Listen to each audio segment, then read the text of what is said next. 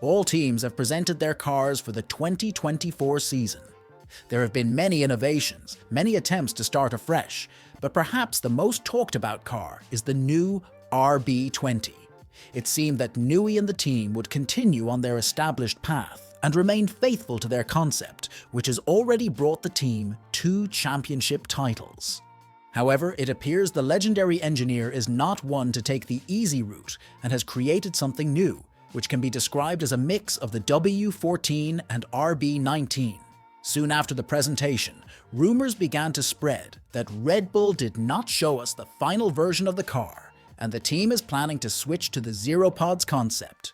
Let's try to understand whether RedBull will indeed present their version of zeropods or simply introduce vertical inlet openings for their previous side pods. The main indication of a possible transition by RedBull to the zeropods concept is the implementation of developments similar to those Mercedes presented at the beginning of the previous season. This includes the front wing, inlet openings, and engine cover. In their previous versions, RedBull used a front wing with its nose section attached to the second element. Most teams that followed RedBull's side pod concept also adopted a similar front wing construction, but Mercedes went its own way. Both of its cars with the zeropods concept featured wings with the nose section attached to the first element, a design now also used by RedBull. However, this year, by changing their concept, the Mercedes team also altered the construction of their wing, abandoning the previous design. This could indicate that such a wing had limited positive effects only with the zeropods concept.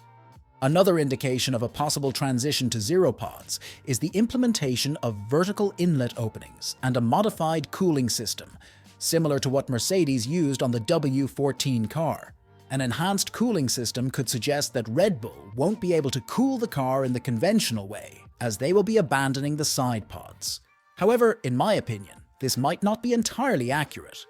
It seems that the RB20 indeed won't have radiators for cooling inside the side pods, but the side pods themselves will remain similar to those shown at the presentation.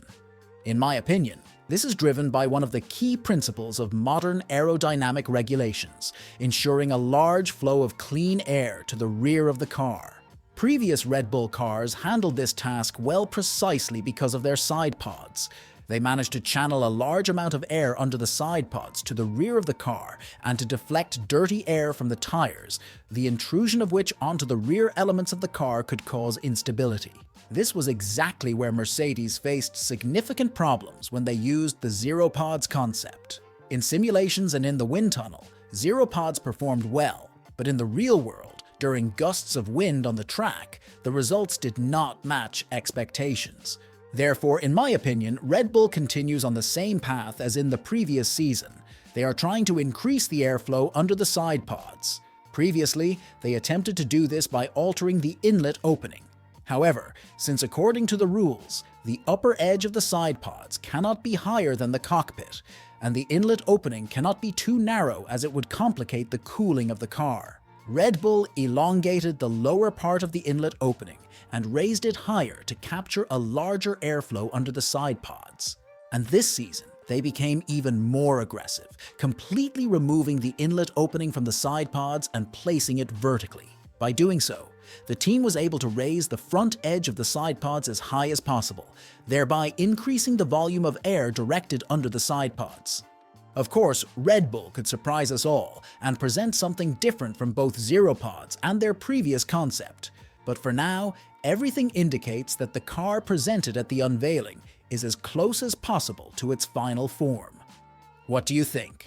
Will RedBull introduce the zeropods concept? And will they avoid the setbacks experienced by Mercedes? Share your thoughts in the comments.